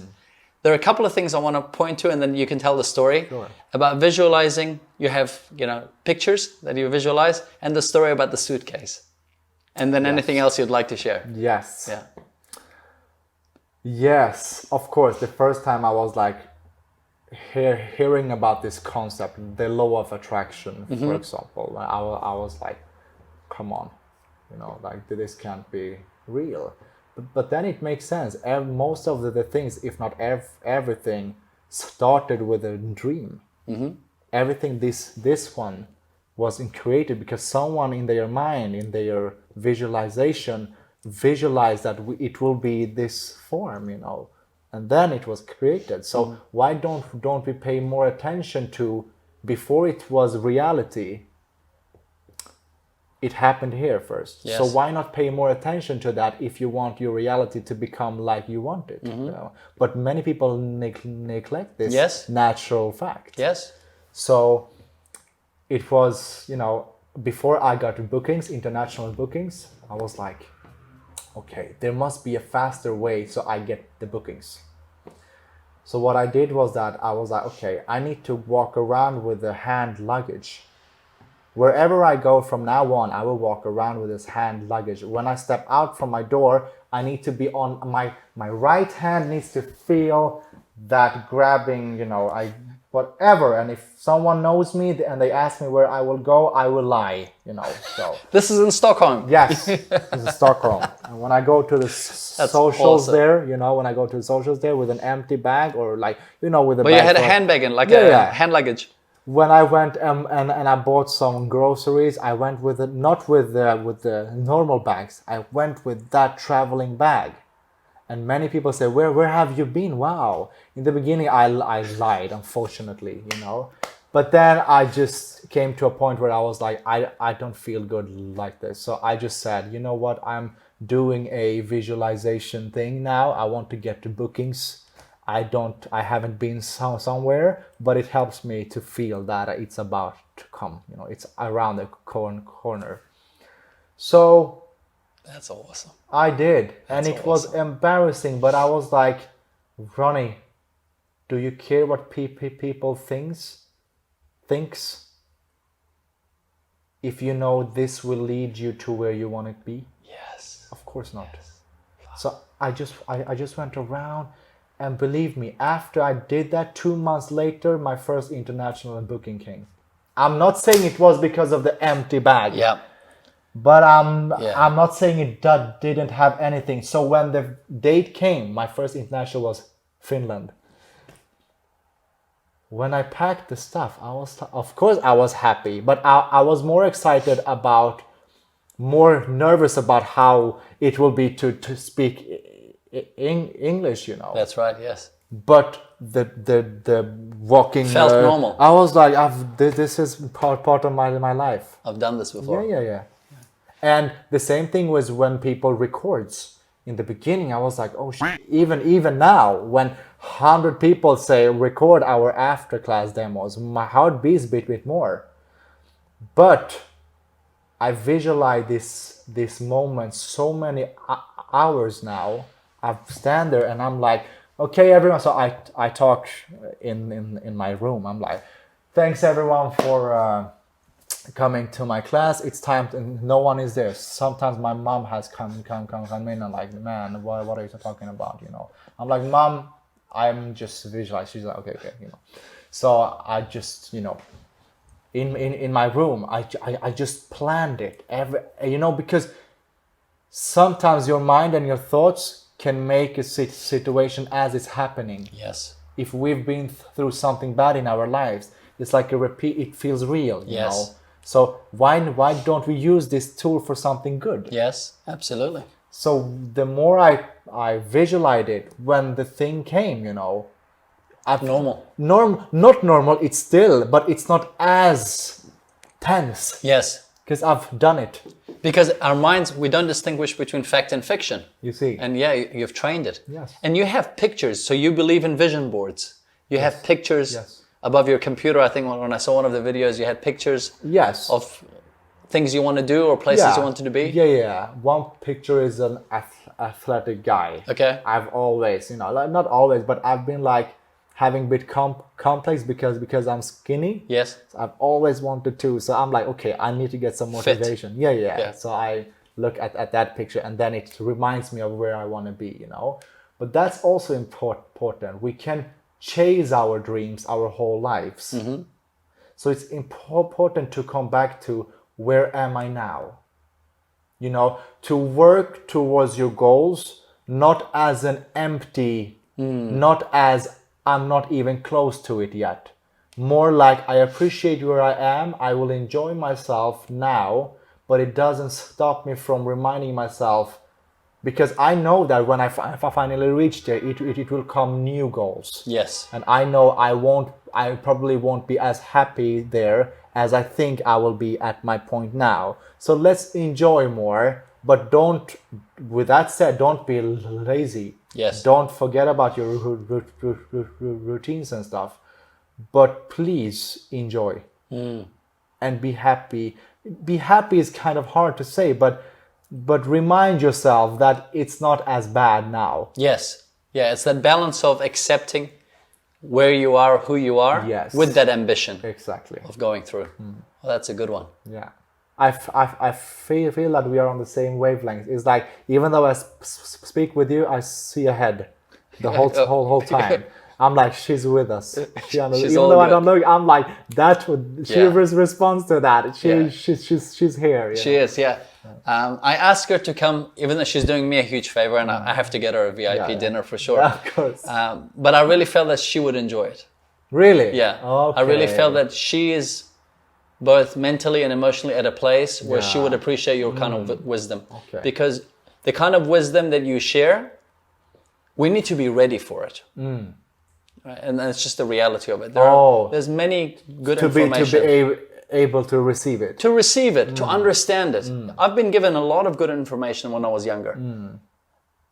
I had to be in my 30s to take that information I was given 20 years ago. I just wasn't ready. Yeah. And it sounds simple and it might make sense to you, but you might get something at 20, I might get it at 40. And this is just our life. And absolutely. We need to be accepting of that reality. Which makes me think about previous lives. I'm not so into that stuff, but why are we born with different characters? Yes. Where is this personality coming in? Have we been in like a Buddhist wheel that we come back again? You are curious. Curious. Oh man. Yeah. I'm like, why am I the way I am? Who am I and why am I here? Yes. So I'd like to get some tips of you for people who are watching this, who are listening. Perhaps some tips on things that you've mentioned. The power of storytelling. What tip would you give someone who needs to develop their skill of communication? Good one. First of all, I still have a lot to improve. So even though I came far, because I see the effect and I see the successfulness in the response I get when I'm good at what I do. I can say it proudly. Yes. But I'm still curious about how to become even better. Absolutely. The first thing is to articulate more. So when you speak, don't overdo it, but use more of your lips. Yes. It's like you mean it. You mean what you say. If I just give you instructions like this, for example, it's not the same thing. But if I give you instructions like this, you will listen very more carefully. Yes. Also, the second thing I do is that I slow down my speech. I could talk very fast because maybe we have not so much time left. But that's right. When I was a kid, I played the guitar and I sang and so now it's a bit rushed. But it doesn't have that effect. Doesn't have that effect, which also leads me to pauses. So when I talk, and when I'm about to say the next thing, you see, I can tell in your face, you're like, what's coming next? This is what I do a lot in my workshops. I'm like, so now that we've been doing this step, the next thing that I will tell you will change the quality of the step. It looks like this. And then like, oh my God, what's coming next? You know what I mean? Get inspired. You know this by now, that we are the #1 YouTube show / podcast that's coming out of the Middle East from Dubai. If you like the idea of having your brand reach at least 1 million eyeballs per episode, then feel free to reach out to my office on kevinabdulrahman.org. Without further delay, let's continue this great conversation. So, pauses, slow down the speed, but of course I speed up every now and then. So it's not about doing it slow the whole class. You need to feel the vibe, but mostly slow down, because then they pay more attention to what you say. Yes. So I rather share 60% of my knowledge in a storytelling fashion than 100% in a rapid. They still get full information, but I know the experience will not be the same. Yes. So I decrease the amount of information for the sake of the experience and the storytelling. Even though I'm like, they might not come to my classes in 1 year from now. I don't want to leave them tense. Yes. Is there any book that you've read or would recommend on storytelling? Yeah. There is an ebook. Okay. It's called The Storyteller's Secret. Maybe I Nice. can send you the link. Please, And you can yes, put it, we'll make sure we place it, yes. I've been listening to it 3 times in a row now, and it's an 8.5 hours podcast. The Storyteller's Secret. The Storyteller's Secret. Fantastic, yes.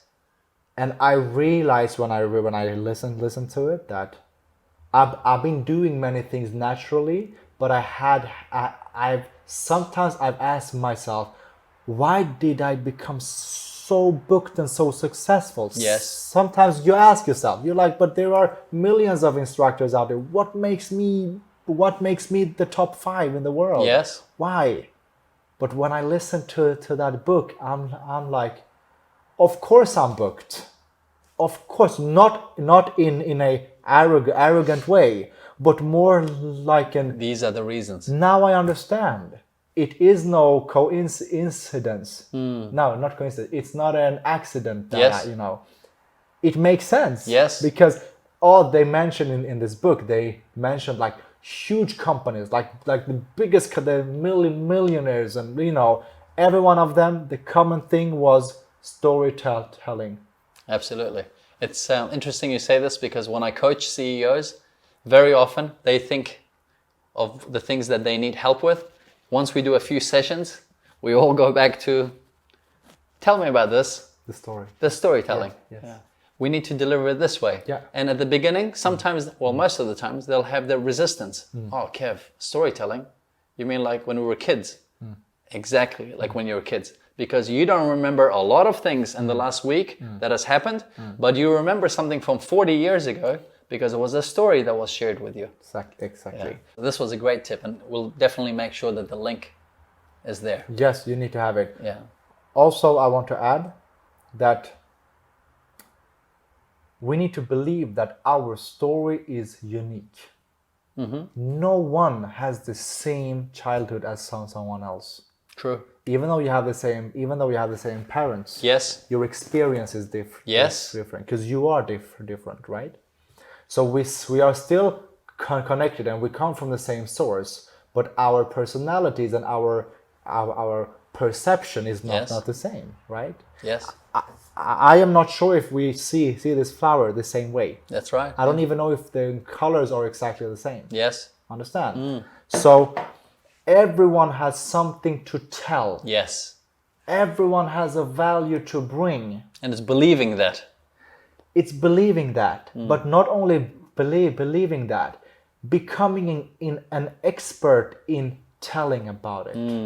Becoming an expert in sharing your weaknesses, sharing how you overcame them, sharing if you're still feeling them, but not allowing them to control your life. Yes. So it's about being so good at explaining, because a successful company has not only mentioned their story once and everything was nice. They teach their staff how to approach new people. They teach them to repeat this story and become so good that even though you tell it for the 100, like kids, Yes. they hear the same story over and over again. Yep. But it's not how many times that they get bored. It's how good you are in saying it over and over again. That's right. You Yes. understand? Yes. Oh, that's really good. So if I want to give people something from this interview, is become an expert in telling who you are, with speech fluency tools, with with knowledge about communication and stuff. Because every person you meet, you leave them with a better experience. But at the same time, don't get identified with your story too much. These older people, sometimes they talk about, when I was a soldier in the army, I served the army. Their value depends on that story. So they get stuck into an event. Yes. It's not about that. It's learn to tell the story, but don't get attached to it. Don't get attached to it. Yeah. Learn the story, and remember, the story is not to impress them. In a way it is, because you want the attention. Sure. But switch that as soon as you can to bring value into their lives. So you make a point that, but I met a fearful situation, because everyone has problems. So you mention it, you show them vulnerability. Even though I'm in the position I am, sometimes in the class I say, I never thought I would stand here and speak in front of you. This was my biggest fear. I mentioned this millions of times. Yes. But every time I do it, I see it connects. Yes. And when it connects, people feel that you remind them of something they've been struggling with. And they feel, wow, I've never seen this guy before, but I feel that I know him. So you don't need to work for people's attention as much. Yes. If you become good at telling them your story, telling them where you made a change, and inspiring them to giving value and inspiration for them to do the same, to become the best versions of themselves. Man, that's fantastic. That's really good. That's what it's all about. You speak about mindfulness. I struggle with it, and I think a lot of people watching this. I do too. Yeah. People watching, listening to this, what would you say? Could you give a tip on how to become more mindful? Is there something that you do, like a habit, maybe when you wake up, before you go to sleep? Yeah. Something that's effective. Don't postpone things. Okay. Don't have a mindset of, I need to sit down 15 minutes of meditation if it's going to be approved. No. Small steps. Okay, small steps. Just sometimes, wherever you are, okay, maybe you are on the way to your job. Many people say, I don't have time. But that's bullshit. That's right. We all have time. Yes, we do have time. It's just priorities. If I know that the mindfulness and the meditation is the fuel and the reason why I can feel so light, why do I want to postpone it? Why does everything else that makes me tense more important? Because we're not used to it. We are not used to being. We are used to doing. So invite being more, and invite it by 1 minute every here and there. You will then naturally want to increase that 1 minute to 2. You understand? Yes. Now I sit for 40 minutes, 30 minutes. Not every day, because I'm not in the mood every day. But I feel that when my tank is about to get empty, I'm reminding myself, okay, now you had many days of tension. Is this the life you wanna live? No, of course not. Okay, go back again. But it's like a fight. It's like your ego and your identity wants to rely on who you are, like not who you really are, but your mindset of who you are. So you need to get things done. You need to do this, and then the important stuff comes. But I try to see it as my experience of everything I do from the moment I wake up to the moment I sleep depends on my mindfulness. Why wouldn't I want to choose that? That's a good one. But it's I postpone things. Still until this day, Yes. I'm blaming myself for not prioritizing it at first place every single day. I'm like, how can you still forget? You know this. You started when you were 17. That's 13 years ago. Why? Are you stupid? You know what I mean? But that's where the understanding and compassion comes. I'm just a human being. I still have emotions and feelings and thoughts. It would be easy for me if I became a monk and go and disappear into a monastery. Yes. It's easy because then I don't get the impressions. I don't meet people. I'm not in the storm. But if you can create that in the midst of life, that's when it matters. That's what it matters. And it reminds me of what you said earlier. It's not about who you are. It's not based on what you plan. It's who you are really shows when things happen. Yes. Right. And that's the That's thing. when the real you comes. The real you comes out. Yeah. I've seen meditational speakers.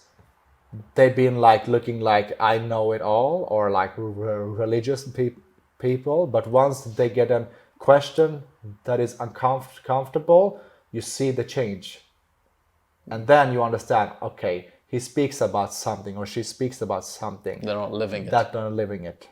So, What's been the best piece of advice you've either read, because you started reading quite young, either read or someone told you that has served you well in life? the best book by far, Okay. The Power of Now. Eckhart With Tolle. Eckhart Tolle, yes. That's a good book. It's like that changed. That's like one of the. That's a good book. You see, I can't even find words. Yeah. I'm going to place the link below the video and also put it in the podcast. I read that book at one stage of my life, made 0 sense. And then I read it at a time in my life when I was down and depressed, and every page was, yeah, exactly. Okay. And I was once sitting at a Starbucks, and I remember it was in JBR in Dubai. I remember the Starbucks, I remember the evening, I remember how I felt. I remember picking a book thinking, I've already read this, I don't know why I'm even holding it. I didn't like it, but this time when I was flicking through it, I was like, oh man, this is good. And now that you've mentioned it, I'm going to get the book again and read it. And I've been recommending it to you know, when you find something life-changing, you want to give it to share everyone, yes. yeah. But I get so sad when people are like, I read the first 10 pages and then I'm like, really? Are you not there yet? Please, you need to read it because it changed my life. You Yeah. know, so you just gotta be like, trust the process. Yeah, everyone has their time. I don't look down on them. I don't superior myself that I'm more wise. I'm just where I want to be, Yes, and I wish them luck. yes. Yes. What's in a world where there's good advice, we still are surrounded by, I was going to say idiots. I said it. There's a lot of rubbish. Absolutely. Yeah, there's a lot of rubbish out there. What's been a rubbish piece of advice that was given to you? That was just rubbish. Oh. You know, there would be someone. Yeah. It's So many. many things. I'm just like trying to solve. Because I'm thinking there would have been times where you would have heard it, like quitting a really good job that you had to go dancing, or you know. Oh yeah. Of course. Now I know. Of course I know. When I wanted to become a speech and language pathologist, I've heard from some, you know, they said, how will you be able to learn people how to speak when you cannot speak yourself? Yeah. What It's a low hard blow. to hear that, and sometimes I believed in it, but then I was like, it's not about that, you know. I can still improve, you know, and my experience is more valuable than my speech, you know. So and this is what I felt when I met my clients. I felt the impact. The same goes with the instructor's world if we talk about dancing. The same goes here. In the beginning, no instructors liked me. Everyone talks shit about me. They say he doesn't know what he does. He shouldn't be in teaching, and he talks the way he actually do. This is not his thing, you know. The only reason why I continued was because of my students. I could tell that reality, the instructors never been in my courses or classes. Yes. But when you feel that people cries, when you feel they come in a line and they say, this changed, then you understand, wait a second, why am I being blamed when I'm seeing the results? So over again, go back to experience. You will understand the experience. Don't believe words, don't believe thoughts, don't believe things, you know. Go and experience it, and there lies the truth. I know the answer to this, but I'd like to ask you still the question. Go ahead. Both when you were working as a pathologist, you know, a language pathologist, and also as a teacher, what drives you? I feel it's common, but you can pick either or and answer. What drives Ronie Saleh? Bringing value to people's lives and becoming the best I can become. That's it. I cannot do it on my own. We are in Swedish we would say flockdjur. Okay. Which means we are a group of, not wolves, but we are a social, like we interact with each other. Yes. We are not individuals. Yes.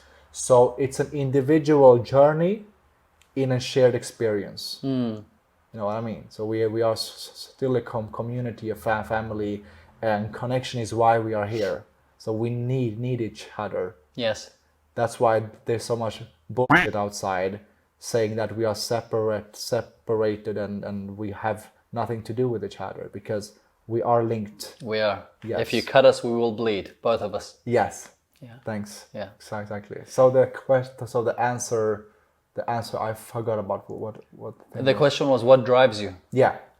Becoming my best version and bringing value to people's lives so they can become theirs. Yeah. You don't have kids at the moment, I don't. but if you were to have kids or your nephews and nieces, however way life goes, there are many things, no doubt, that by seeing you as a living role model, they'll learn the lessons. However, Hope so. I'm sure they will. But for the people that you care about, kids or nephews or nieces, if you could only leave them with one characteristics, or you could teach them one skill, or you can perhaps give them one way of thinking or mindset that gives them the best shot at living their life to be the best that they can be. Oh. What would you say is that one critical thing? The more you know, the less you know. Okay. Being humble. Being humble that you don't know everything. The more you say you know, the less you actually know. So when you say this is the only right way, this is the truth, then you're like a horse with this. That's right, with the blinders. Blindness, yes. Yeah. So be humble towards your knowledge, because then the world is waiting for you. You have so much to learn. Oh, that's really good. Yeah. That's really good. Humbleness. I achieved a lot. I went to 50 countries in the world within the last 4.5 years. Yes, that's a lot, man. So I've done a lot, and I've been in the same kind of countries. Some countries 7 times. Some countries. So it's not only 50 countries. It's like, you know. But I'm still going back to becoming a beginner in what I do.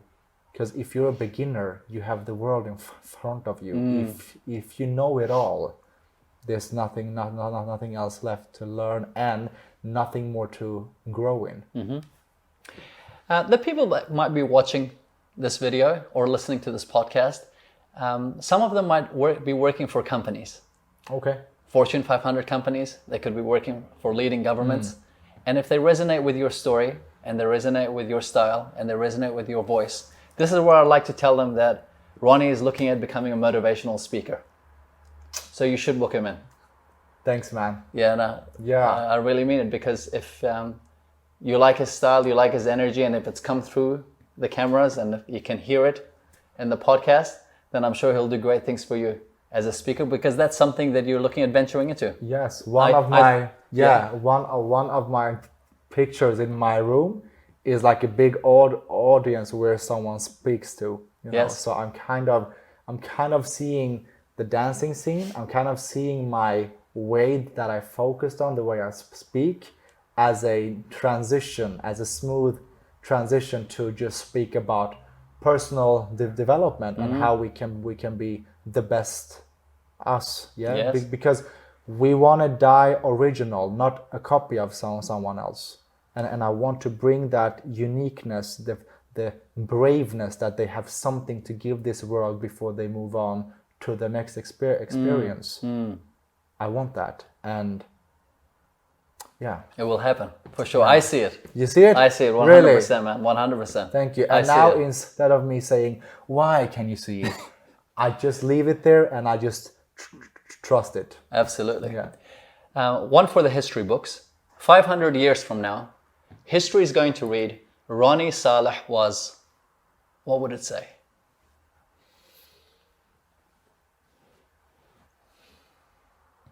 Because this will be beyond our lifetimes. It'll be like great grandkids. Oh, I think I will leave it with a.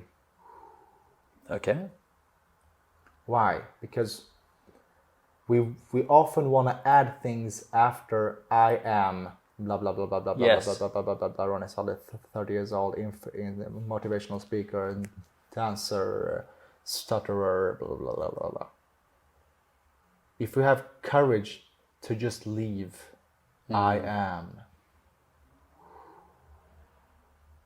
That's closer to who we actually are, the space, the eternity which you cannot put words into, which you cannot put identity into. So the closest is to just leave the presence. And what you said is so right. It actually takes courage to leave it blank. Well, I'm going to think about this for a long time.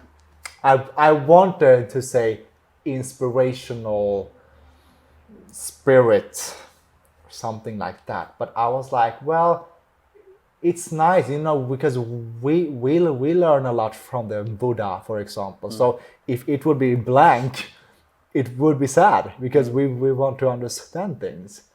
So I just didn't feel the name came, so I just left it blank.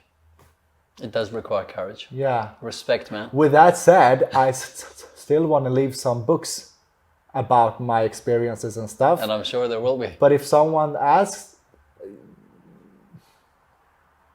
I am. isn't it weird? Is it weird? Man, I'm thinking about it because what you said, it does require courage. That's something for me to think about. I don't have an answer. Yeah.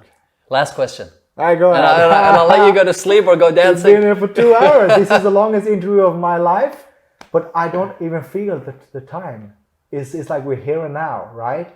I've never felt like, I'm out of the picture. Okay, 5 minutes. Can't wait to go. Somebody call me. It's like, go ahead. I really appreciate it. I'm very. Can you feel my presence? Yes, I mean, I've lost concept of time because Been I was 2 really hours. We haven't enjoying- even go to the toilet and. No. And our lovely camera lady has just been sitting there. Yeah, and she's been like. Yeah, really. So one last question, I'll let you go. Oh, God. In a world where attention is not there, we don't have people's attention. If you have the world's attention for 60 seconds, what would you like to tell them? Boom in my face. Can I try? Absolutely.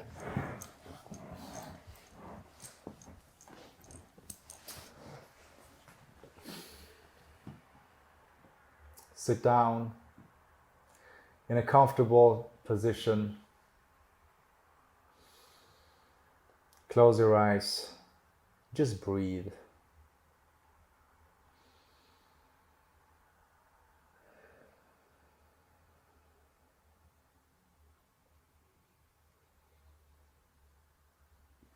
The thoughts might come, the thoughts will go.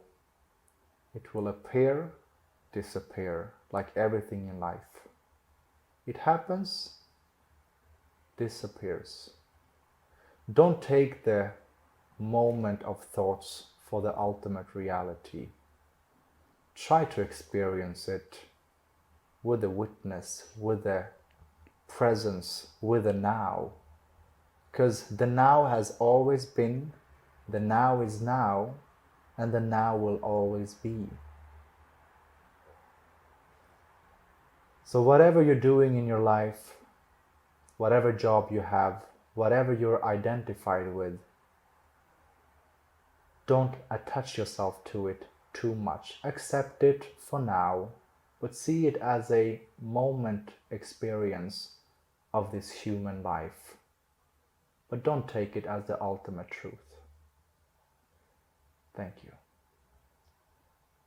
Man, that was good. Oh, I did it as you were saying it. Folks, I got so much out of this. I got something else to say. thank you for giving me this opportunity. Thank you for your time, man. Like if you wouldn't have, I mean, if you wouldn't be interested in, if you wouldn't have courage, not courage, curiosity, Yes. to want to get to know me more, none of this information would have been out. Yes. And I appreciate you being thank so you. candid for sharing it. Of course, with Yeah. all of my heart. I live as tomorrow is the last day of my body experience. Yeah. Do you have an ask of the audience? I'm going to make sure that your website is placed there. If people would like to follow you, what is your social media in terms of where are you active? Yeah. So Ronie Saleh is my name. At the moment, I'm only having things on social media about my dancing, but my aim is to become an author, a motivational speaker, but I will still dance and teach this thing, so. But Ronie Saleh on YouTube, Facebook, Instagram, you have my website, www.roniesaleh.com, and I will start to post more of what we've talked about. I will have these 5-minute things of thoughts of this day, or like 2 minutes of, not this 45-minute long, because many people don't have time. Sure. So just these reminders of who we are. Bites. Yes. Bite size. Yes. Yeah. So check that out. Yeah, and check out his online course that he has on roniesaleh.com. I think if you're a beginner, intermediate, or advanced, if you're interested, this is just for Kizomba at the moment. Yeah. Check it out. Bachata will come soon. Will come soon. Online classes. Go for Kevin. Stop laughing. Why? It's a challenge I'm facing. It is a challenge. I'm open about it. How can they follow you, man? You're doing a fantastic job. Thank you. I appreciate it. I it. actually got a book from you. Yes, sir. Can I show you? I actually got this one. I mean, you are get inspired, get informed, get going. I hope you find it useful. Yeah. So thank you so much. My pleasure, man. I will read it and I will let you know what I think about it. Please but do. I mean, by the way you're interviewing me, even if it's me sharing information about me, I get your personality too. Yes. Because it shines through. Yeah. So thank you, man. I appreciate it. Folks, I had a blast. This gentleman here. Ah, look, he talks about the now too. I knew it. He does. Lack of sleep in the middle of a festival. He's got a lot of things he can do, yet he's made the time here. We didn't even have a break. The only stops that we had was because the camera requires things to be stopped and started. We didn't even look at the time clock. The time didn't exist. It literally didn't exist. It was such a fantastic time. I got so much out of this. Thank you. Thank you.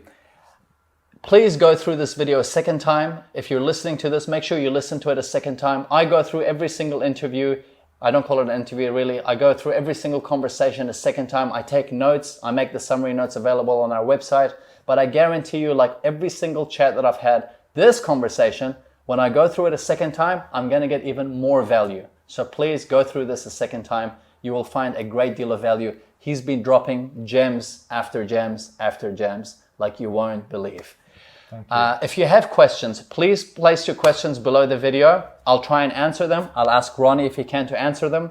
If he's busy, and understandably so because he travels, we'll find a way to answer them. Maybe we'll use social media. I'll ask you the questions and you can reply and we'll interact with you guys that way. Yeah. As you know, this show has got nothing to do with showing off. With every episode, I hope that when I bring you a guest that I admire, we help you get inspired, get informed, and get going. And I know for sure that we've done that. Thanks, my brother. Kevin. I appreciate you for coming. It. I really appreciate it. Thank you so much. Thanks, man. Off to dancing tonight. Thank you. Yeah, and thanks for listening. Yeah, thanks for watching. Thanks for listening. I'm Kevin Abdulrahman. This is How Do They Do It?